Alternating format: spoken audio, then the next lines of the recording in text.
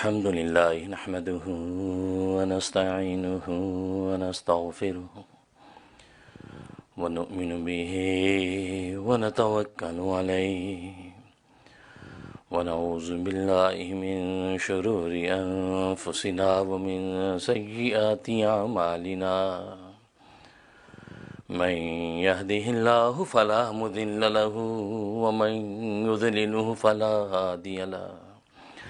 ونشهد أن لا إله إلا الله وحده لا شريك له ولا نظير له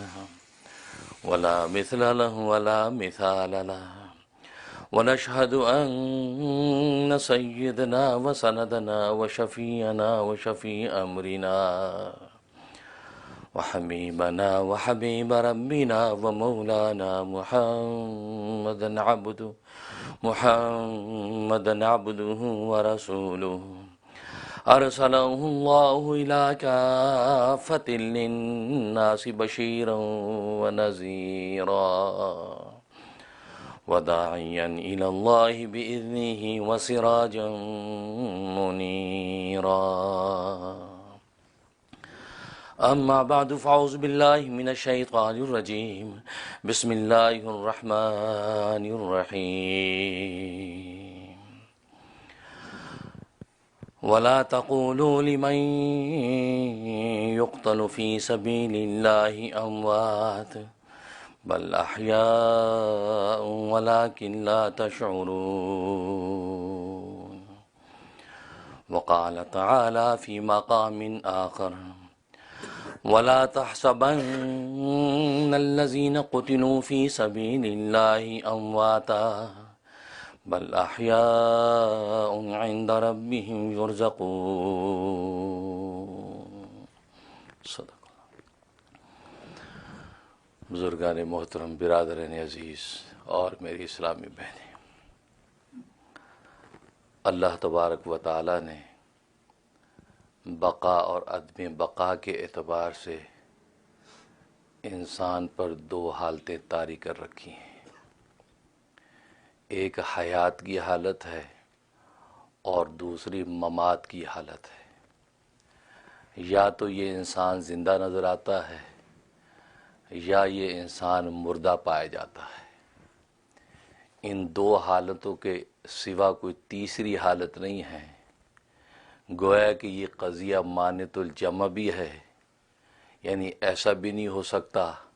کہ ایک انسان زندہ بھی ہو اور وہی انسان اسی اعتبار سے مردہ بھی ہو، اور یہ قضیہ مانت القلوب بھی ہے کہ ایسا نہیں ہو سکتا کہ ایک انسان زندہ بھی نہ ہو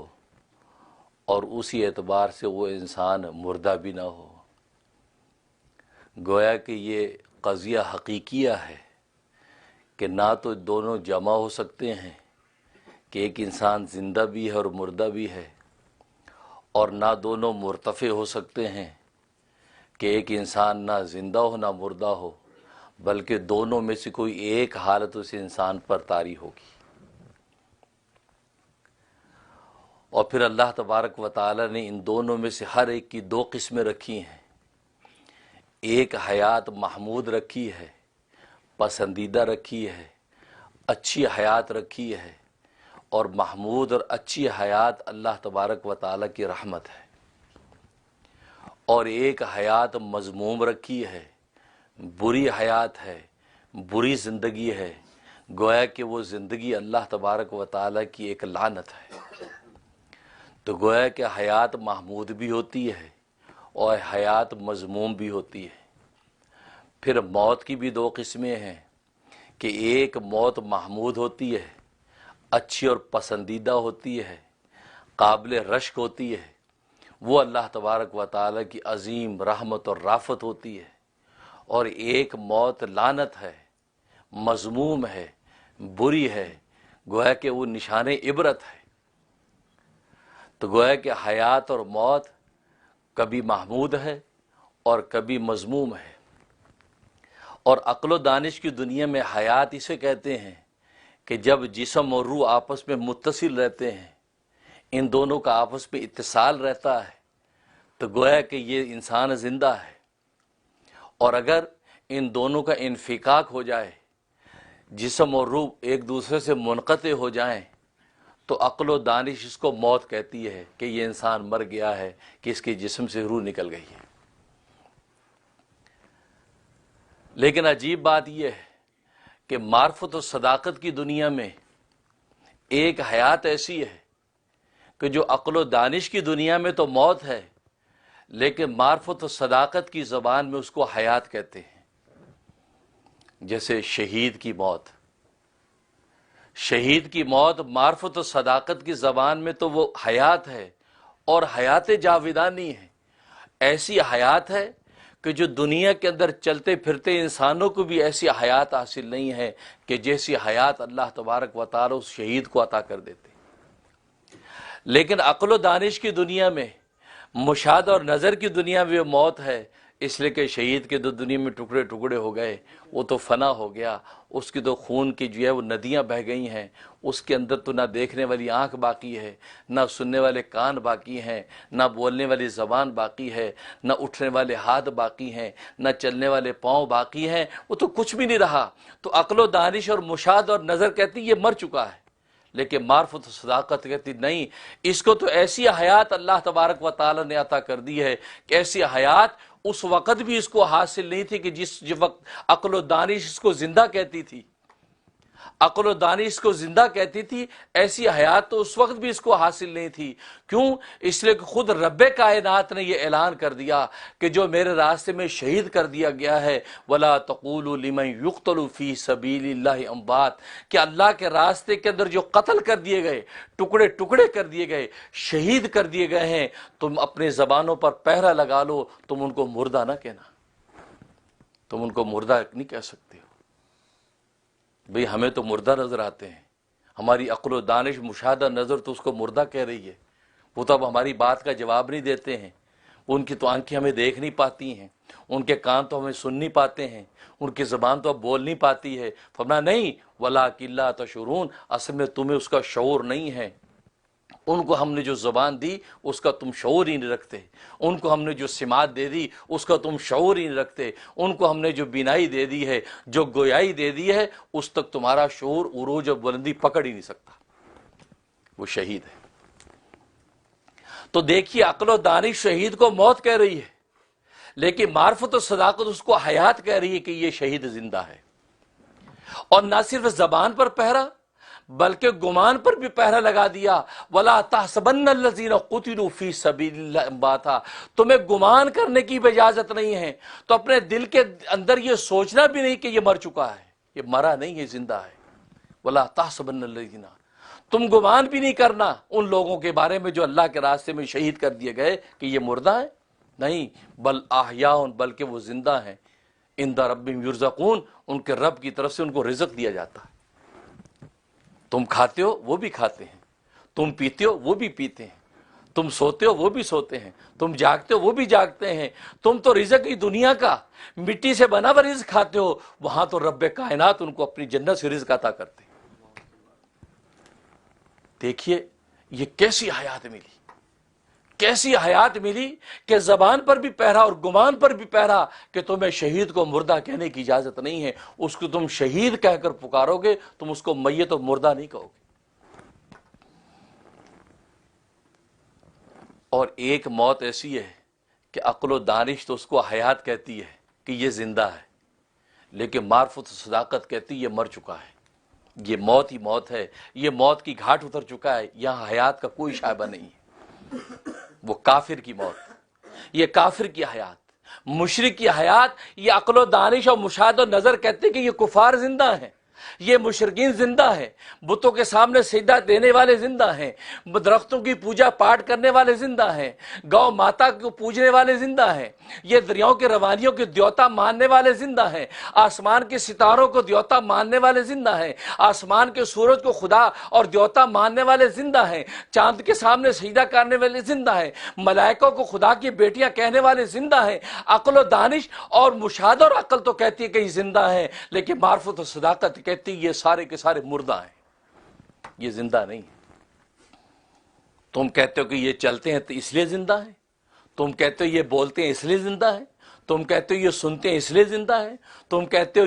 یہ سونگتے ہیں اس لیے زندہ ہے، تم کہتے ہو یہ کھاتے پیتے ہیں اس لیے زندہ ہے۔ نہیں نہیں، آج کی اس جدید دنیا کے اندر تمہیں تو کھلونے ایسے مل جائیں گے، تمہیں تو روبوٹ ایسے مل جائیں گے جو روبوٹ چلتے بھی نظر آتے ہیں، بولتے بھی نظر آتے ہیں، محسوس کرتے بھی نظر آتے ہیں، رکتے بھی نظر آتے ہیں، بڑھتے بھی نظر آتے ہیں، پکڑتے بھی نظر آتے ہیں۔ گویا کہ وہ سارے کے سارے وہ ایکشنز کر رہے ہیں کہ جو بظاہر یہ کفار کر رہے ہیں۔ اگر چلنا پھرنا زندگی تھا، بولنا سننا زندگی تھا، چکھنا اٹنا زندگی تھا، رکنا بڑھنا زندگی تھا، تو پھر سب سے پہلے تم یہ سرٹیفکیٹ جاری کرو کہ روبوٹ زندہ ہیں، یہ کھلونے زندہ ہیں، یہ ٹوائز زندہ ہیں۔ کوئی بھی اس کو زندہ ماننے کو تیار نہیں۔ معلوم ہوا یہ چلنا پھرنا حقیقت میں زندگی نہیں ہے۔ حقیقت میں زندگی وہ ہے کہ جو زندگی دینے والے پر جب فنا ہوتی ہے، زندگی دینے والے پر جب زندگی فنا ہوتی ہے، اس پر نچھاور ہوتی ہے، اس کی دی ہوئی زبان کو اسی کے لیے جب استعمال کیا جاتا ہے، اس کی دی ہوئی سماعت کو جب اسی کے لیے استعمال کیا جاتا ہے، اسی کی دی ہوئی سونگنے کی قوت کو اسی کے لیے جب استعمال کیا جاتا ہے، اسی کی دیے ہوئے قدموں کو اسی کی خاطر بڑھایا جاتا ہے، اسی کی خاطر ہاتھ اٹھائے جاتے ہیں، آنکھوں کی پتلیں ہلائی جاتی ہیں، تو پھر ہم کہتے ہیں کہ یہ زندہ ہے۔ بھلے وہ مر چکا ہو، شہید ہو گیا ہو، وہ پھر بھی ہم کہیں کہ یہ زندہ ہے۔ تو کفار و مشرکین کی حیات عقل و دانش تو کہتے کہ زندہ ہے، نہیں، قرآن کہہ رہا ہے کہ یہ کفار و مشرکین مردہ ہے، بلکہ ایسے مردہ ہے کہ کل انعام، اولئک کل انعام، یہ چوپاؤں کی طرح ہیں، بل هم اضل، بلکہ چوپاؤں سے بھی بدتر ہے۔ چوپاؤں کو تو ہم نے عقل نہیں دی، ان کو دانش نہیں دیا، ان کو شعور نہیں دیا، ان کو ہم نے قوت ایمانی کی دولت سے منور نہیں کیا، ان میں ہم نے انبیاء نہیں بھیجے، ان کو ہم نے ہدایت کے راستے نہیں عطا کیے، ان میں ہم نے صلح پیدا نہیں کیے، ان میں اولیاء پیدا نہیں کیے، ان کے اندر مومنین مومنات پیدا نہیں کیے۔ تمہارے اندر تو یہ سب پیدا کیا، اور سب کچھ اللہ تبارک و تعالی نے تم انسانوں کے لیے پیدا کیا۔ تم بھی جب وہی کرو جو وہ حیوان کرے، تو اس کا مطلب تم حیوان سے بھی زیادہ بدتر ہو گئے۔ تو دیکھو، شہید کی موت اللہ کی نظر میں حیات ہے، اور کفار کی حیات اللہ کی نظر میں موت ہے، اس لیے کہ جس نے حیات دی سرٹیفکیٹ اسی کا چلے گا۔ ڈاکٹر کسی کے بارے میں لکھ دیتا ہے ڈیتھ سرٹیفکیٹ، ساری دنیا اس کو ڈیڈ مانتی ہے، ڈاکٹر نے لکھ دیا، ڈاکٹر لکھ دیا مر گیا، اب کوئی وے نہیں ہے۔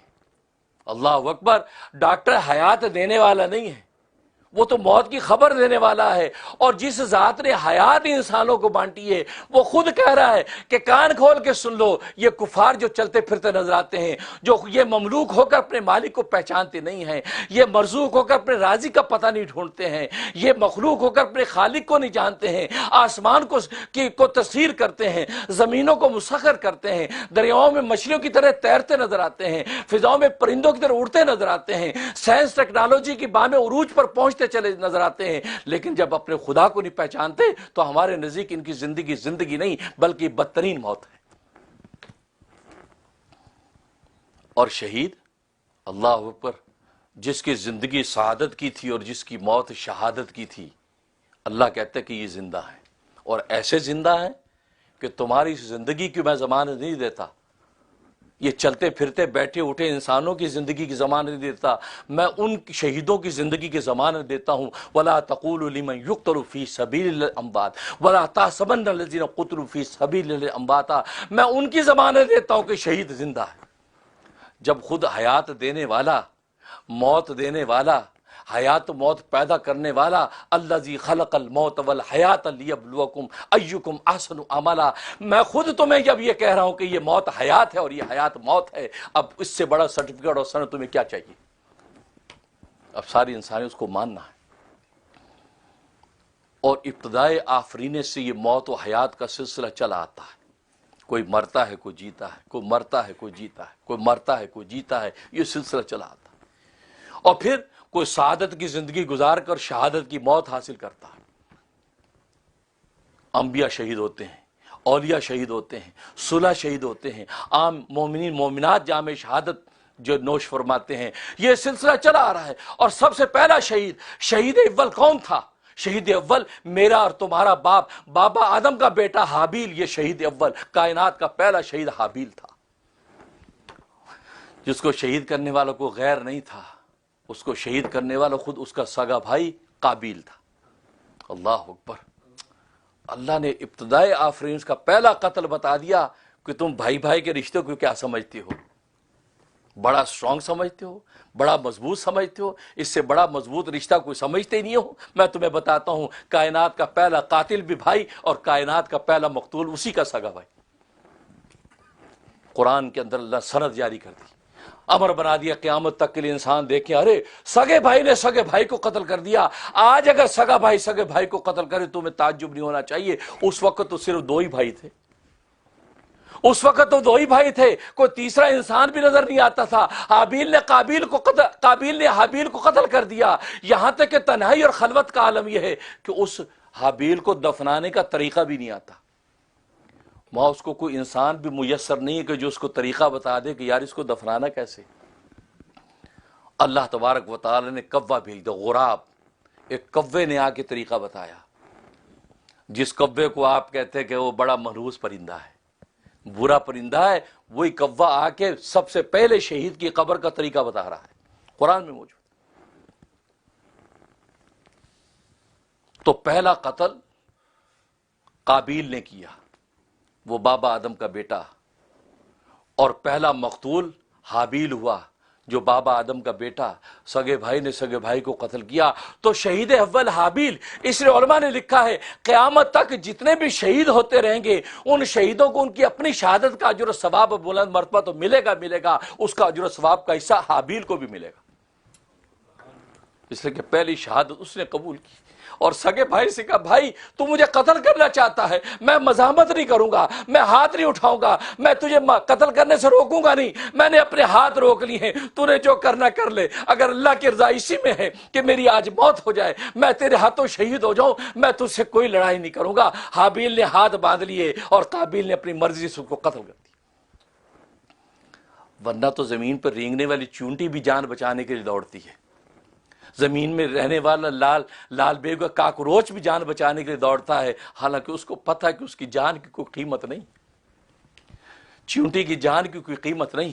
کاکروچ کی جان کی کوئی قیمت نہیں، ٹڈی کی جان کی کوئی قیمت نہیں ہے، چوہے کی جان کی کوئی قیمت نہیں ہے، وہ بھی اپنی جان بچانے کے لیے بھاگتا ہے، وہ بھی اپنی جان کو قیمتی سمجھتا ہے۔ وہاں حابیل کو دیکھو، حابیل نے کہا قابیل تو میرا بھائی ہے، تو مجھے قتل کرنے پہ در پہ ہے، اللہ کے منشا کو تو مانتا نہیں ہے، اللہ نے صدقات کے ذریعے سے بھی فیصلہ کر دیا کہ میرا نکاح کس بہن سے ہونا ہے، تیرے نکاح کس بہن سے ہونا ہے، لیکن پھر بھی تو کہا کہ تیری آنکھوں پر عداوت کی چربی چڑھ گئی ہے، اب تو نے جو کرنا کر لے، میں تو ہاتھ باندھ کے کھڑا ہوں، میں اپنی مرضی پر اپنی مرضی کو، اللہ کی مرضی پر اپنی مرضی کو فنا کرتا۔ اس لیے فرمایا سارے شہداء کا ثواب حابیل کو پہنچے گا، اور فرمایا قیامت تک جتنے قتل ہوں گے، قتل کرنے والے جتنے قاتل ہیں، ان قاتلوں کو خود تو ان کا وبال اور معصیت اور گناہ پہنچے گا ہی پہنچے گا، لیکن اس کا حصہ قابیل کو بھی ملے گا، اس لیے کہ سنت سیئہ، یہ بری سنت سب سے پہلے کائنات کے اندر قابیل نے جاری کی تھی، لہذا اس قتل کا گناہ قابیل کی گردن پر بھی جائے۔ تو دیکھو میرے دوستو بزرگوں، کس طریقے سے یہ سلسلہ موت و حیات کا چلا آتا ہے، کس طریقے سے یہ شہداء کی پوری ایک داستان چلی آتی ہے۔ جیسے کہ میں نے بتایا انبیاء بھی شہید ہوئے، صلحاء بھی شہید ہوئے، اولیاء بھی شہید ہوئے، اللہ کے پیارے بندے بھی شہید ہوئے، اور اللہ نے ان کو شہید ہونے دیا، ہاتھ کسی کا قاتل کا روکا نہیں، اس لیے کہ دنیا میں اللہ تبارک و تعالیٰ کی سنت یہ ہے، اللہ اپنی سنتوں پر نظام جاری کرتے ہیں۔ قدرتیں تو اللہ کی یہ ہیں، کسی مائی کے لال کی مجال نہیں کہ کسی پر ہاتھ ڈال سکے، لیکن اللہ کی قدرت کبھی کبھی موضوعاتی طور پہ اللہ ظاہر کرتے ہیں، لیکن عام حالات میں اللہ اپنی سنت پر فیصلے کرتے ہیں۔ لیکن روئے زمین پر ایک ایسا قتل ہوا اور ایسی مظلومانہ شہادت اس روئے زمین پر ہوئی ہے کہ اس شہادت کی مظلومیت اور دردناک داستان دیکھ کر کائنات کی ساری شہادتیں اس کے سامنے کلیچے ان کے پھٹنے لگتے ہیں، دل دہلنے لگتے ہیں، آنسو بہنے لگتے ہیں، قدم ٹھنڈے ہو جاتے ہیں، ہاتھ کپ کپانے لگتے ہیں۔ ہے شہید کون ہوا؟ اللہ اکبر! کربلا کے میدان میں کس کو شہید کر دیا گیا؟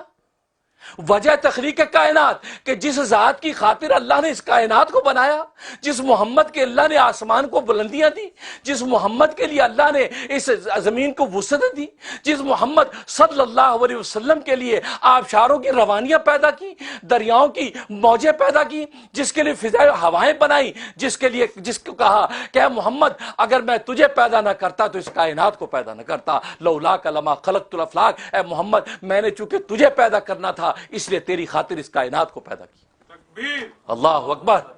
زور سے اللہ اکبر، تکبیر، نعرہ رسالت محمد رسول اللہ، نعرہ رسالت۔ میں نے بتایا نعرہ زوردار لگا ہے۔ جس محمد کے لیے ساری کائنات بنی، اس محمد کا نواسہ رسول جگر گوشہ بطول کے لیے زمین کو تنگ کر دیا۔ جس زمین کو وسعتیں جس محمد کے لیے عطا کی گئیں، اس محمد کی اولادوں کے لیے زمین تنگ کر دی گئی۔ اور کربلا کے میدان میں کیسی مظلومانہ انداز سے امام حسین رضی اللہ تعالیٰ کی شہادت عمل میں آئی، جسم کے ٹکڑے ٹکڑے کر دیے۔ اللہ اکبر، دل دہل جاتا ہے، زندگی کا مزہ کرکرا ہو جاتا ہے، آنکھوں سے آنسو بہنے لگتے ہیں، دل فگار، آنکھیں اشکبار ہو جاتی ہیں۔ ایسی دردناک شہادت جو ہے یہ کربلا کے میدان میں 10 محرم الحرام کے اندر پیش آئی۔ اور یہ امام حسین رضی اللہ تعالیٰ کی ذات عالی، اللہ اکبر۔ انس رضی اللہ تعالیٰ فرماتے ہیں کہ حسن و حسین کی شان یہ تھی کہ ناف سے لے کے اوپر کا حصہ حسن کا رسول اللہ کے مشابہ تھا، اور ناف سے نیچے پاؤں تک کا حصہ حسین کا رسول اللہ کے مشابہ تھا۔ حسن حسین دونوں چلے آئے تو ایسے لگتا ہے کہ محمد صلی اللہ علیہ وسلم کا سراپا چلا آتا۔ اللہ اکبر۔ سالمو، تم نے اس حسین کی جان لے لی جو حسین تمہارے نبی کا سراپا، جس کے قدم چلے تو ایسے لگے کہ نبی کے پاؤں پڑ رہے ہیں، جس کے پاؤں نبی کے پاؤں کے ساتھ مشابہ، جس محمد کے نقشے پا پہ یہ کائنات ہدایت کی روشنی پاتی تھی۔ اللہ تبارک و تعالی حسین کے تو پیر بھی محمد جیسے بنا دیے۔ ظالمو، تم نے اس آل رسول کے اور رسول اللہ کے نواسے کے اس عظیم موتی کو کربلا کی خاک میں رول دیا، شہید کر دیا۔ اللہ اکبر۔ اور کوفہ کے وہ 40,000 شیعان علی جنہوں نے خط لکھے، آپ آ جائیے، آپ کوفہ آ جائیے، ہم آپ کے ہاتھ پر بیعت کرتے ہیں، کوفہ آپ کے لیے خالی ہے۔ 40,000 شیعان علی اور امام حسین رضی اللہ تعالیٰ عنہ نے مسلم بن عقیل کو بھیج دیا کوفہ کہ جاؤ پہلے جا کر میری بیعت ان سے لے لو، جب بیعت لے لو اور مجھے اطمینان کا خط لکھ دو، اس کے بعد میں آؤں گا۔ چنانچہ جب وہاں پہنچے ہیں، ایک دو نہیں، 40,000 انسانوں نے مسلم بن عقیل کے ہاتھ پر امام حسین کی بیعت کر لی۔ 40,000 عدد کہنا آسان ہے میرے دوستو بزرگوں، 40,000 انسانوں نے بیعت کر لی۔ بیعت کا مطلب کیا تھا؟ اے حسین، تیرے گریبان پہ کوئی ہاتھ ڈالے گا تو ہماری لاشوں سے گزر کر تو ہاتھ ڈال سکتا ہے، ہمارے جیتے جی حسین تیرے گریبان پہ کوئی ہاتھ ڈالنے کی مجال نہیں کر سکتا۔ بیعت کا مطلب تو یہ تھا، ہمارا خون پہلے بہے گا، اے حسین تیرا خون بعد میں بہے گا، ہم پر موت کا فرشتہ پہلے آ کھڑا ہوگا، حسین تجھ تک ہم موت کے فرشتے کو آنے نہیں دیں گے۔ یہ تھا رسول اللہ کا، یہ نواسہ چل پڑا۔ مدینہ اور مکہ کے صحابہ رو کرے، نہ جائیے، یہ کوفہ والے بڑے بے وفا ہیں، آپ کے ابا سے بے وفائی کی، آپ کے بڑے بھائی حسن سے بے وفائی کی، انہوں نے تمہارے ابا کو شہید کیا، تمہارے بڑے بھائی حسن کو رسوا کیا، تم نہ جاؤ اس لیے کہ کوفہ والے بے وفا ہیں۔ الکوفی لا یوفی، کوفہ والوں میں وفا نہیں ہوتی۔ عبداللہ ابن عباس جو ان کے چچا زاد بھائی ہیں، ان کے رشتہ دار ہیں، وہ ساتھ ساتھ دوڑ رہے ہیں، لگام پکڑ کے حسین فیصلہ بدل لیجئے، خدا کے لیے آپ نہ جائیے۔ کہا کہ نہیں، میں نے فیصلہ کر لیا، میں کوفہ جاؤں گا۔ اس لیے مسلم بن عقیل نے خط لکھ دیا ہے کہ 40,000 انسانوں نے میری بیعت کر لی۔ آخر ابن عباس نے کہا کہ اے حسین، اے رسول اللہ کے لخت جگر، آپ پھر یہ کیجئے، آپ مرد چلے جائیے، عورتوں بچوں کو نہ لے جائیے۔ جب وہاں حالات سازگار ہوں پھر عورتوں بچوں کو لے جائیے، اس لیے کہ میرا احساس اور شعور یہ کہتا ہے کہ کہیں ایسا نہ ہو کہ کوفہ والے آپ کو دھوکہ دے دیں اور آپ کی شہادت اسی طرح ہو جائے جیسے عثمان کی شہادت اس کے اپنے بیوی بچوں کی آنکھوں کے سامنے ہو گئی، کہ آپ بھی اپنے بیوی بچوں کے سامنے قتل نہ کر دیے جائیں، آپ ان کو نہ لے جائیے۔ کہا کہ نہیں کوئی خطرہ نہیں، سب میرے وفادار ہیں، وفا کا عہد کر چکے ہیں، وہ اپنی لاشوں پر سے گزر کے دشمن کو مجھ تک آنے کا موقع دیں گے، وہ عہد کر لیا انہوں نے، چل دی۔ اللہ اکبر۔ ادھر مسلم عقیل کے ہاتھ پر 40,000 انسانوں نے بیعت کر لی۔ یزید نے وہاں کی خلافت اور گورنر کس کو دے دی، حاکم کس کو بنا دیا؟ ابن زیاد کو۔ نعمان بن بشیر صحابی پہلے تھے، وہاں کے حاکم تھے، جب ان کو اطلاع ملی کہ امام حسین کی بیعت ہو رہی ہے، انہوں نے ہلکا پھلکا ڈانٹا مسلمانوں کو، یہ کیا کر رہے ہو، شیعان علی کو ڈانٹا، پھر خاموش ہو گئے کہ چلو درد پردہ بیعت ہوتی تو ہونے دو، کیونکہ عدل و انصاف کا علم تو وہ بھی چاہتے تھے، عدل و انصاف کا راج تو وہ بھی چاہتے تھے، خاموش ہو گئے۔ جب یزید کو اس بات کا پتہ چلا کہ نعمان بشیر نے یہ کوتاہی اور غفلت کی، انہوں نے ان کو معزول کر کے عبید اللہ بن زیاد کو بھیج دیا، کہ ابن زیاد کو کہا کہ جاؤ، میں نے تمہیں کوفہ کا حاکم بنا دیا، اب کوفہ کو سنبھالنا تیرا کام ہے۔ ابن زیاد پہنچ گیا۔ ابن زیاد جب پہنچا، رات کے اندھیرے میں پہنچا، بڑا امامہ باندھ کے پہنچا، آل رسول جیسا حلیہ بنا کے پہنچا، رات کے اندھیرے میں کوفہ والوں نے سمجھا کہ حسین آ گئے، اور ان کی سواری کے سامنے مرحبا مرحبا یا حسین مرحبا کے نعرے لگاتے جا رہے ہیں، اور وہ ظالم خاموش چپ کر کے پیچھے چلتا رہا، کسی کو خبر ہی نہیں کہ یہ دوست نہیں دشمن ہے، یہ حسین نہیں حسین کا دشمن ہے، اور سیدھا چپ کر کے محل میں چلا گیا۔ اور صبح اس نے 40,000 جو انسان بیعت کر چکے تھے ان کے سرداروں کو اپنے محل کے اندر بلا لیا اور کہا کہ اپنی قوم کے لوگوں کو سمجھا دو، اور ڈرایا کہ اگر یزید کی تم لوگوں نے مخالفت کی تو تمہارے سر تمہارے تن کے ساتھ رہنے نہیں دوں گا، سمجھا دو ان کو۔ ادھر مسلم بن عقیل 40,000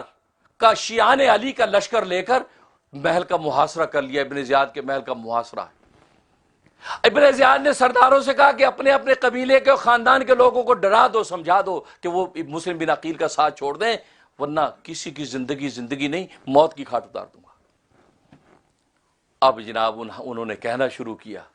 لوگوں نے کھسکنا شروع کر دیا۔ آپ یقین کر سکتے ہیں یہ تاریخ اگر مستند تاریخ نہ ہوتی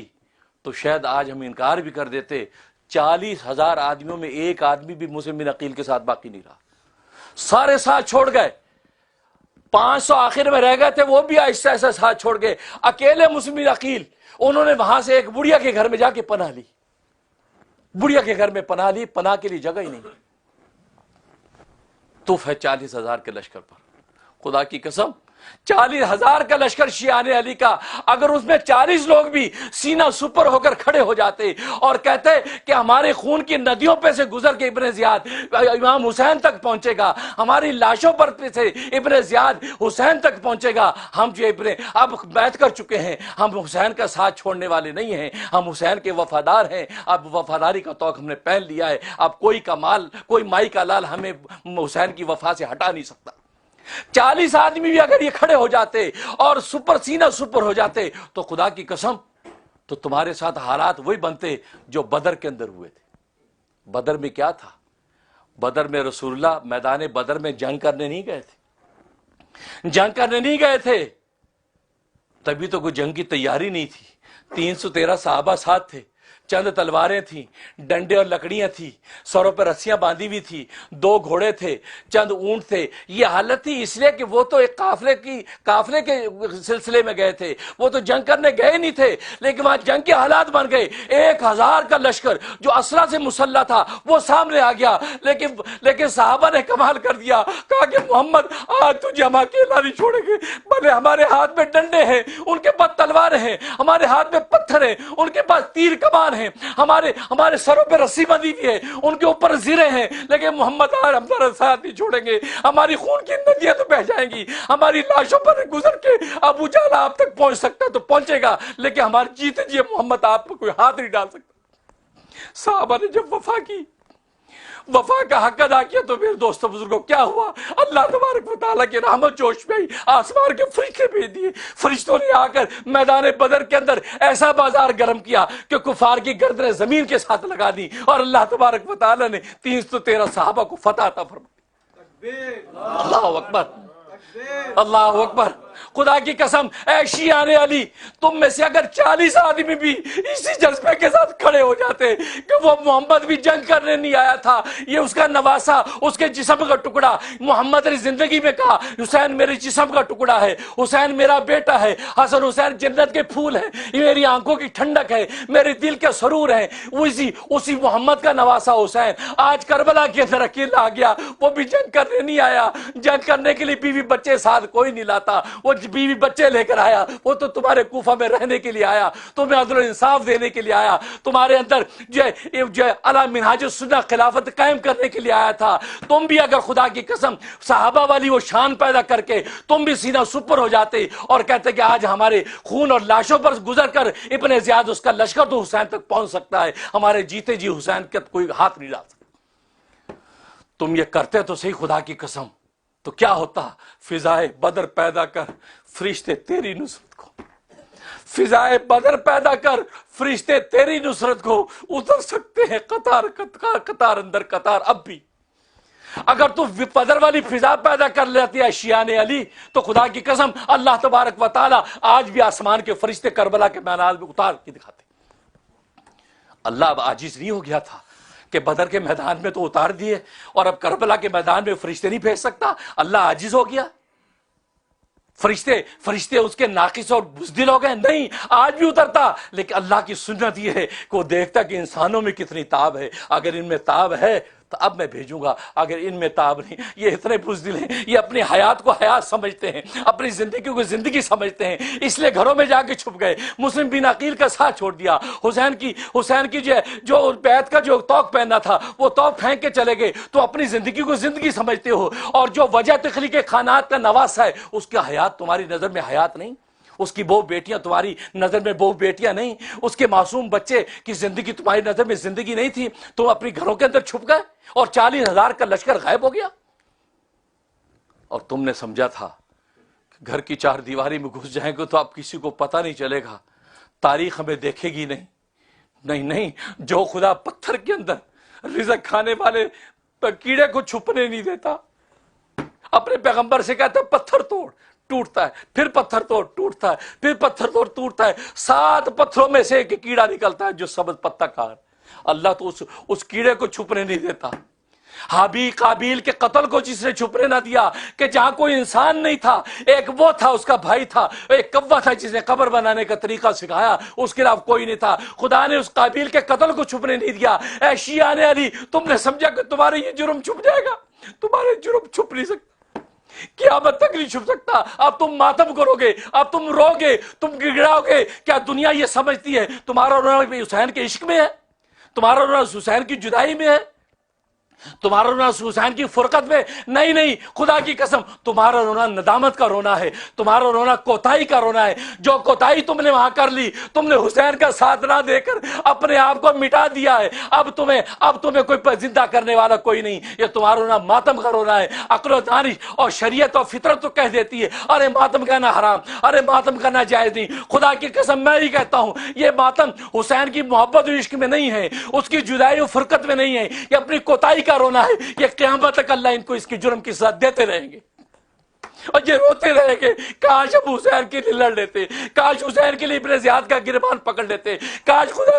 حسین کو بچانے کے لیے ہم اپنی جانیں قربان کر دیتے۔ یہ کوتاہی کا رونا ہے، اور ابھی تو یہ رونا کم ہے، میں کہتا ہوں ان کو روز رونا چاہیے، ہر رات رونا چاہیے، ہر وقت ماتم کرنا چاہیے، صرف محرم میں نہیں، ان کو سال کے 12 مہینے رونا چاہیے، اس لیے تم نے جو جرم کیا، تم نے جو بے وفائی کی ہے، اس بے وفائی کی سزا اب قیامت تک تمہیں ملتی رہے گی۔ تمہارا رونا عشق و مستی کا رونا نہیں، خدا کی قسم اگر تمہارے 40 شیعان علی اپنی جان کا نذرانہ پیش کر دیتے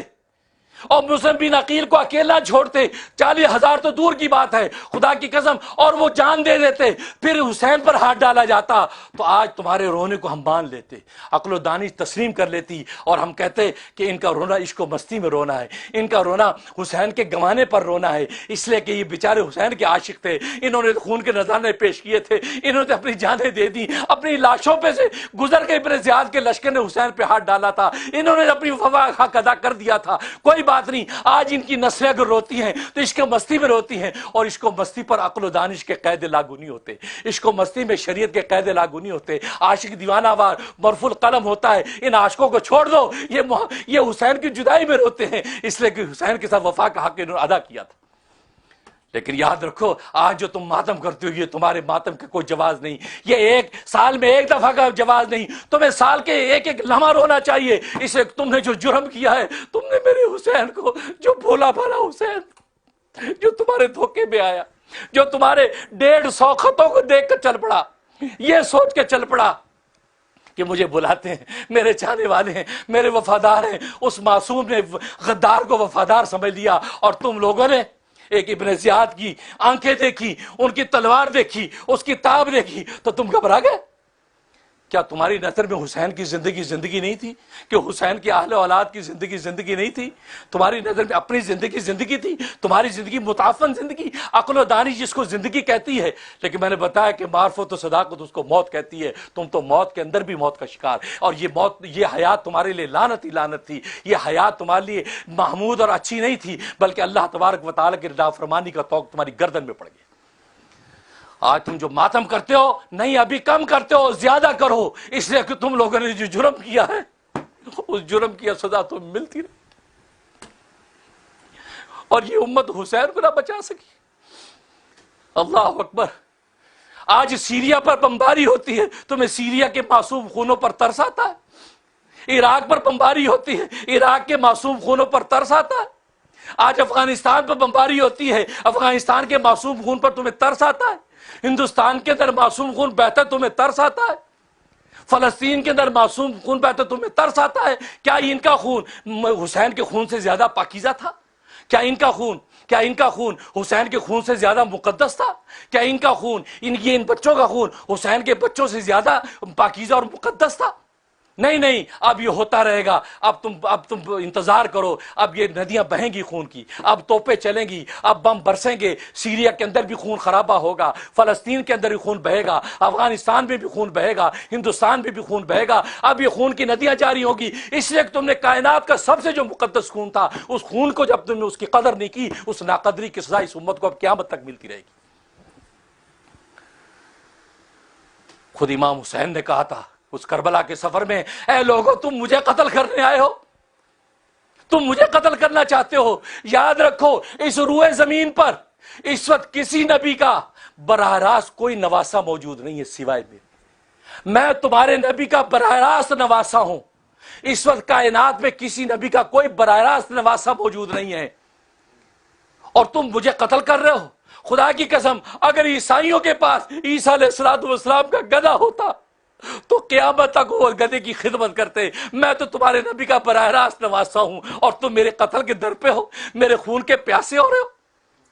میرے خون کے پیاسے ہو رہے ہو۔ اللہ اکبر، خون کے پیاسے ہو رہے ہو، اللہ اکبر۔ اور دوسرے مقام پہ فرمایا، اے لوگو آج اگر تم مجھے قتل کر دو گے تو یاد رکھو قیامت تک پھر میرے جیسا عظیم الشان کوئی اور قتل نہیں کر سکو گے، کیونکہ اس وقت میری جو نسبت اور نسب ہے،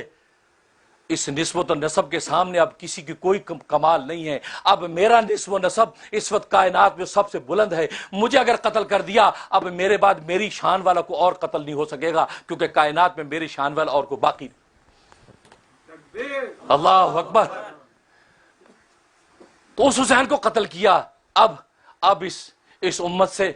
اس امت سے صلاحیت اور میرٹ اٹھ گیا. اب اس امت کے اندر فساد ہی فساد رہے گا, اب بربریت ہی بربریت رہے گی, اب ظلم ہی ظلم رہے گا. جب تم عبداللہ بن سبا کے دھوکے میں آ کر, تم شیعان علی عبداللہ بن سبا کے دھوکے میں آ کر تم نے غیروں کی ریشہ دوانی کے اندر مبتلا ہو کے تم نے حسین کو قتل ہونے پہ مجبور کر دیا, تم نے وفائیں بدل لی, تم نے نگاہیں بدل لی, تم نے ہمدردیاں بدل لی, تم نے اپنی جان کو جان سمجھا, تو بس اب یہ امت سزا قیامت تک کے لیے پائے گی. اب ان پر ظلم و ستم ہوتا رہے گا. ہاں اب تم انتظار کرو اس وقت کا جب یہی حسین, اس حسین کی نسل میں سے ایک اور اسلام کا ثبوت اٹھے گا جس کو امام مہدی علیہ رضوان کہتے ہیں. امام مہدی علیہ رضوان جب آئے گا اب تمہاری وفاداریاں بنے گی. اب تک اس کے آنے تک تم وفا کو جفا سمجھو گے, جفا کو وفا سمجھو گے, غدار کو وفادار سمجھو گے, وفادار کو غدار سمجھو گے. تم شیعان علی حسین کے عاشقوں کو فاسق سمجھو گے اور فاسقوں کو عاشق سمجھو گے. اب یہ میرٹ ختم ہو گیا. عدل و انصاف کو تم ظلم سمجھو گے, ظلم کو عدل و انصاف سمجھو گے. یہ ساری اندھیر کائنات میں ذرات پھیل جائے گی جب تک کہ, اور یہ ظلم کی پھٹی یہ بھڑکتی رہے گی یہاں تک کہ تم پر اتنا ظلم بہے گا, کائنات خون بہے گا, فلسطین میں خون بہے گا, سیریا میں خون بہے گا, عراق میں خون بہے گا, افغانستان میں خون بہے گا, ہندوستان میں خون بہے گا, کائنات کے خطے میں خون بہے گا, اس لیے کہ تم نے اس مقدس خون کی قدر نہیں کی. اب یہ خون بہے گا. ہاں اسی مقدس خون کی نسل میں سے جب امام مہدی علیہ رضوان آئے گا, اب یہ وہ آ کے وہ ہدایت کی جب روشنی پھیلائے گا تو وہ وفا کو وفا کہے گا, جفا کو جفا کہے گا, وفادار کو وفادار کہے گا, غدار کو غدار قرار دے گا. وہ اب عالم ہدایت اٹھائے گا. اب انسانیت کی آنکھیں کھلے گی اس روشنی کے اندر. اب یہ اپنی اصلی منزل کو انسان پہنچے گا. ورنہ اس وقت تک انتظار کرو. جن غیروں کے ساتھ مل کے تم حسین کا خون لیا, آج وہ غیر تم پہ بمباریاں کریں گے, آج وہ غیر تمہارے گلے کاٹیں گے, آج وہ غیر تمہاری تقدیر کے فیصلے کریں گے, آج وہ غیر تمہارے قدموں سے زمین کھینچیں گے, آج وہ غیر تمہارے ملکوں کی تقدیر کی ڈوریں ہاتھ میں لے کے بیٹھیں گے. آج لے کے بیٹھ جیسے تم اس وقت غیروں کی ریشہ دوانی میں آ کے حسین کے ساتھ بے وفائی کر لی, آج تم بھی انہی غیروں کی ظلم و ستم اب تم برداشت کرو جب تک کہ اسی کی نسل میں سے آ کر امام مہدی علیہ رضوان تمہارے اندر ہدایت نہیں پھیلاتا. اس لیے شیعان علی آج اگر پیٹتے ہیں یہ کم ہے, تم نے اپنی کوتاہی ندامت پر تمہیں زیادہ پیٹنا ہے, ابھی زیادہ پیٹنا ہے. امیر شریعت سید عطا اللہ شاہ بخاری عاشق رسول فرماتے ہیں, اے رافضی تو جب پیٹتا ہے سینہ بھی تیرا اپنا ہے, ہاتھ بھی تیرا اپنا ہے. خدا کی قسم مزہ تو تب ہے سینہ تیرا ہو اور ہاتھ عطا اللہ کا ہو, پھر پٹنے کا مزہ آئے گا. اس سے میرے دوست و بزرگ کو عقل و دانش و شریعت و عقل تو یہ کہتی ہے کہ تمہیں پیٹنا حرام ہے, لیکن خدا کی قسم یہ پیٹنا حسین کے عشق میں نہیں ہے, یہ اپنی کوتاہی پر ہے. جو بزدل و جوبن انہوں نے دکھایا تھا اس بزدل و جوبن پر ندامت ہے, اور کوتاہی پر پیٹنا تو خود باب علم و قضا سے ثابت. حضرت حسین